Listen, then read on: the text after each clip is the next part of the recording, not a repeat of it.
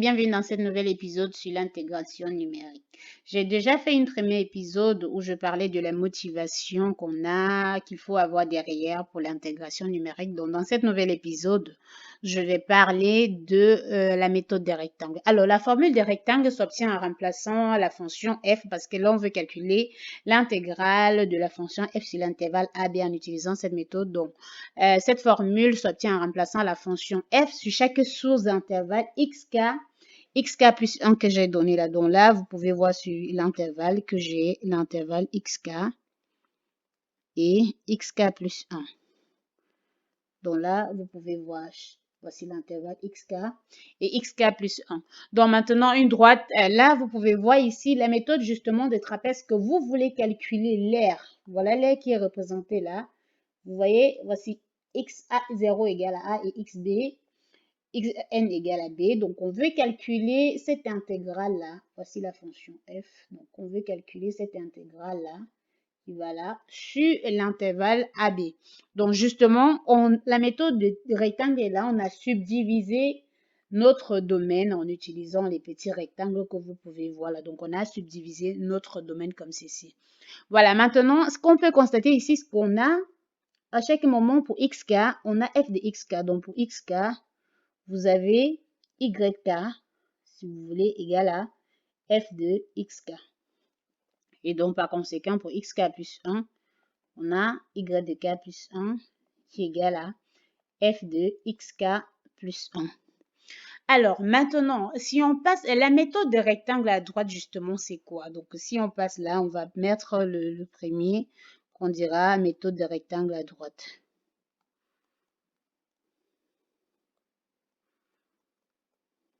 Méthode de rectangle à droite. Donc, pour la méthode de rectangle à droite, on considère que l'intervalle qui est là, donc cet intervalle-là, donc on pose cet intervalle en disant qu'on a un h qui est égal à x de k plus 1 moins x de k. Et donc, par conséquent, l'intégrale sur cet intervalle-là, donc si je prends l'intégrale sur xk à xk plus 1 de f de x dx, ceci est tout simplement approché par le pas qui est h, donc ce par là, xk moins h, multiplié par f de xk. Et maintenant, si on passe de l'autre côté, où on regarde plutôt, où on prend plutôt la formule de rectangle à gauche, donc si on prend plutôt la formule de rectangle à gauche, on aura par conséquent, donc si je prends plutôt à gauche, on va plutôt avoir i, l'intégrale de xk à xk plus 1 de f de x dx va être plutôt égal à, disons sensiblement, c'est pas égal, sensiblement égal à h fois f de xk plus 1. Donc, voilà un peu les deux choses que vous pouvez avoir. Ah, je pense que j'ai inversé. Là, c'est plutôt rectangle à gauche et là, c'est rectangle à droite. Donc, c'est plutôt l'inverse. Là, c'est plutôt rectangle à gauche qui est là. Donc, vous voyez, à gauche qui veut dire ceci et à droite qui veut dire là. Donc, xk et xk plus 1. Donc, si on va plus loin, la méthode de rectangle, justement, à gauche va correspondre à quoi? Parce que là, on a juste regardé sur un petit intervalle. Donc, si on prend pour tout l'intervalle AB, si on prend pour tout notre intervalle AB, la méthode de rectangle à gauche, vous aurez le pas h qui est égal à x de k plus 1 moins xk. Ceci devient tout simplement b moins a divisé par n. Et n ici, c'est le nombre de sous-intervalles. Nombre de sous-intervalles. Alors, vous vous rappelez que là, sur la figure qu'on a derrière, sur cette figure, vous pouvez voir que si on subdivise de x0 jusqu'à xn, on a justement n intervalles. Et donc, la méthode de rectangle à gauche va plutôt nous donner ceci. I qui égale l'intégrale de a à b de f de x dx va être égal à la somme sur les cas, la somme, ça va être égal à la somme. Bon, là, je pense que la somme sur les k allant de 0 jusqu'à n-1 de l'intégrale de xk à xk plus 1 de f de xk dx. Alors, vous vous rappelez que dans cet intervalle, on a donné ça. Donc, pour chaque intégrale, on a donné ce que ça représente ici. Donc, au final, ceci va tout simplement nous donner quelque chose qui est approché par ça. Donc, on aura quelque chose qui est sensiblement égal à h, parce qu'on aura h à chaque moment, vu l'expression de l'intégrale sur xk et xk plus 1. Donc, on aura h f de a plus la somme sur les k allant de 1 jusqu'à n-1 de f de xk. Donc, voilà la formule pour la méthode des rectangles à gauche. Donc maintenant, on va passer. Alors, ainsi, en appliquant le même processus, on obtient la méthode des rectangles à droite qui donnera tout simplement I qui égale l'intégrale de A à B df dx dx qui va s'approcher par H fois f de B plus la somme sur les k allant de 1 jusqu'à n-1 de f de xk. Voilà. Donc, maintenant, dans la suite, on va calculer l'erreur. Mais pour faire des calculs, on va utiliser uniquement la méthode de rectangle à gauche et vous pouvez utiliser celle à droite pour faire vos calculs. Donc, maintenant, je vais parler de l'erreur. Et je commence par parler de l'erreur dans le cas de la méthode des rectangles, l'erreur locale. Donc, lorsque vous laissez vous calculer une valeur approchée, il y a forcément l'erreur par rapport à la valeur exacte. Donc, si on a considéré une intégrale sur l'intervalle xk plus 1, et aussi on suppose que la fonction, vraiment, elle est de classe C1. Donc, la fonction, elle est de classe C1. On pose M1, donc on pose M1 qui est égal au sub. Donc, c'est un majorant que vous avez trouvé au majorant un sub de f' de x avec les x qui sont dans l'intervalle xk et xk plus 1. Alors, maintenant, on a ceci. On voit que à chaque moment que vous approchez votre fonction, en fait, vous pouvez écrire la fonction, l'intégrale. Vous approchez votre intégrale, vous pouvez écrire ça. f de x dx, en fait, peut être exactement, pas la valeur approchée, peut être exactement égal à h de f de xk plus l'erreur que vous commettez, donc l'erreur locale que j'ai notée là. Et je mets A, donc ça c'est l'erreur que vous commettez et l'erreur dépend de H. Alors, avec des calculs, en faisant la différence de ça et ceci, donc en faisant la différence, donc le fait de renvoyer ça de ce côté, donc cette valeur approchée qu'on avait là, de ce côté, on retrouve tout simplement que l'erreur locale R là, cette erreur locale qui dépend de H, est tout simplement égale à la valeur absolue de l'intégrale de xk à xk plus 1 de f de x dx moins la valeur approchée qu'on a donnée, donc h de f de xk. Et donc ceci fait qu'on soit là, on retrouve, avec les calculs, on retrouve que ceci est inférieur à h carré sur 2 divisé par m. On rappelle, dans les calculs, vous utilisez directement cette relation en fait. Donc, vous utilisez directement cette relation. Mais ça, c'est l'erreur locale. Maintenant, si on prend l'erreur globale, parce que là, c'est l'erreur locale, ça veut dire qu'on est resté localement sur cet intervalle xk plus 1. Maintenant, si on veut regarder l'erreur globale, ça veut dire qu'on considère l'ensemble. Donc, pour regarder l'erreur globale, en fait, on regarde sur l'intervalle AB. Donc, on regarde sur tout l'intervalle. Et là, on sait bien que sur cet intervalle, en fait, H ici égale à B moins A divisé par N, avec toujours N qui représente le nombre de sous-intervalles. Et après, dit que ce H, c'est toujours le même H qui est XK plus 1 moins XK. Maintenant, ici, on écrit de façon globale que notre intégrale, en fait, notre I qui est l'intégrale de A à B, de f de x dx, cette intégrale, en fait, on peut écrire comme h. Donc, j'ai dit que j'allais considérer la méthode de rectangle à gauche. Donc, h plus la somme sur les k allant de 1 jusqu'à n-1 de f de xk donc je prends ça, plus l'erreur globale qu'on a donné ça, donc je mets l'erreur globale là pour la méthode des rectangles qui est ceci. Et donc, on montre en faisant cette différence justement le fait de renvoyer cette valeur approchée qui est là. Donc, le fait de renvoyer la valeur approchée qu'on a là de ce côté, on retrouve tout simplement que l'erreur globale qui est là, qui dépend de h, est tout simplement égale à la valeur absolue de l'intégrale de a à b de f de x, qui est la valeur exacte de x, moins la valeur approchée qui est h de f de a, plus la somme sur les cas allant de 1 jusqu'à n-1 de f de xk, qui représente la valeur approchée, qui est la méthode des rectangles à gauche, pardon. Donc, on calcule cette différence et on arrive justement à montrer que ceci est tout simplement inférieur ou égal à 1 demi de b moins a, 1 sur 2 de b moins a, fois h multiplié par m1. Vous vous rappelez, l'expression de m1 est donnée plus haut. Donc, voilà ce que j'arrive à retrouver sur l'erreur globale. Voilà, l'expression de M1 est donnée par ça. Voilà l'expression de M1.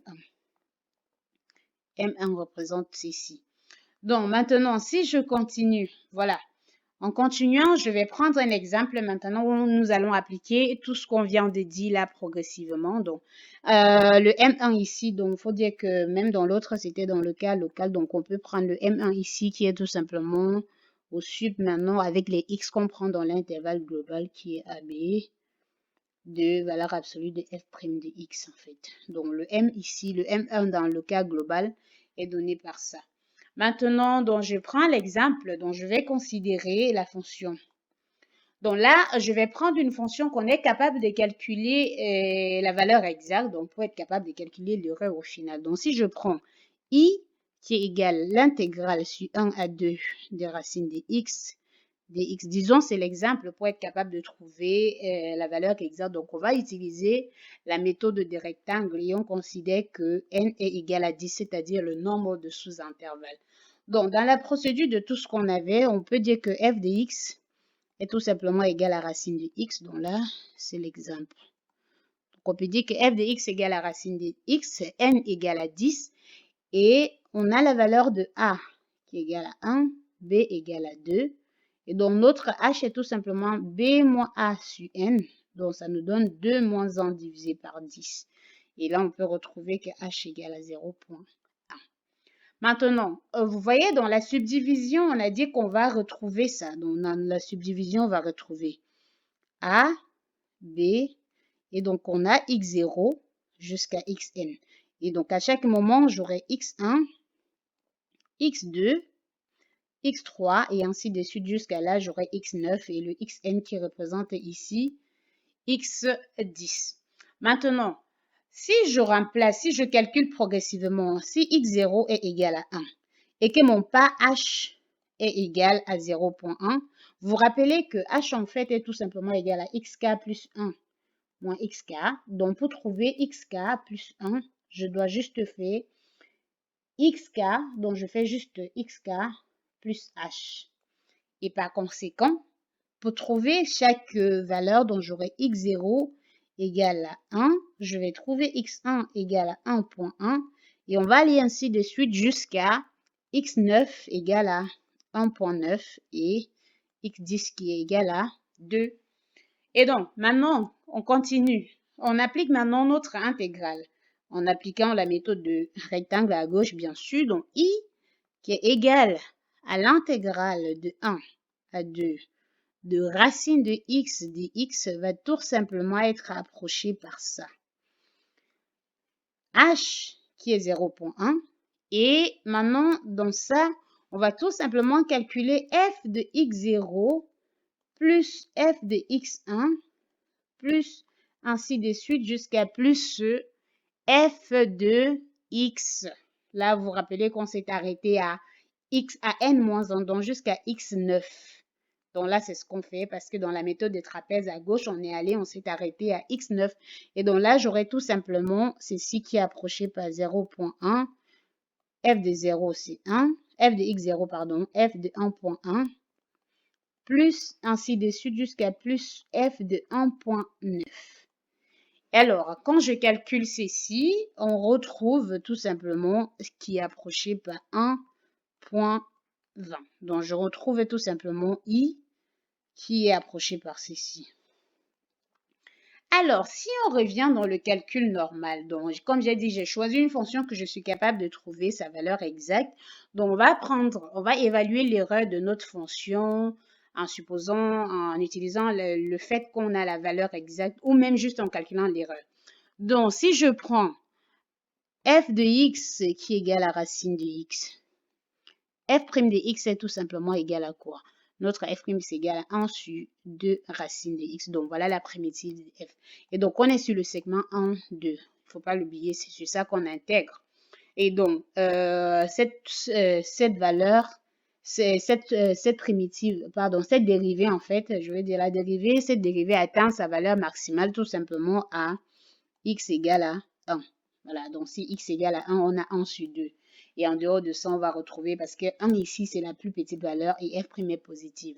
Et donc, on peut juste dire que la valeur absolue de f' de x va être majorée par un certain m1 qui est égal à 1 sur 2. Et donc, si j'applique la méthode qu'on avait tout à l'heure, donc vous voyez cette méthode pour l'erreur globale, donc on va trouver ici que l'erreur R, donc l'erreur globale qu'on avait, on avait cette erreur globale, donc c'était ça, est tout simplement égal à quoi? Donc là, l'erreur globale va être tout simplement inférieure à, si vous vous rappelez bien de la formule qui est donnée par ça.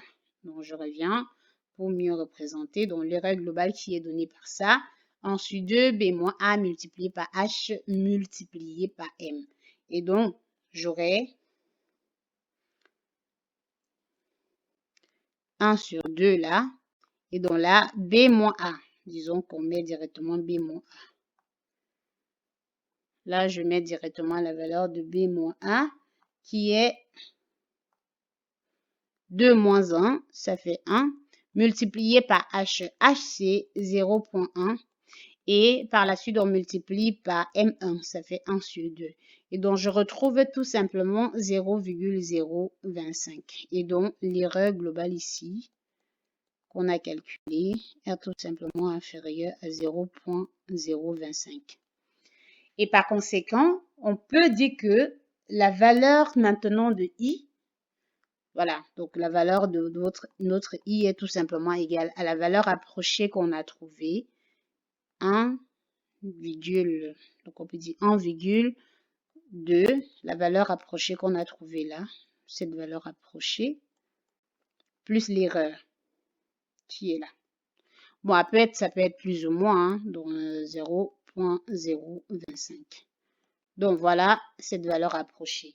Donc maintenant, pour bien structurer ce qu'on est en train de dire et tout, vous pouvez tout simplement calculer la primitive de racine de x que vous connaissez sur l'intervalle en 2, faire la différence avec ce qu'on a ici et voir justement l'apparition de cette erreur-là.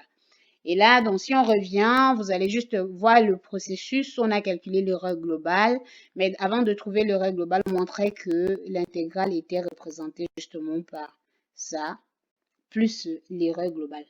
Et donc, voilà tout pour aujourd'hui.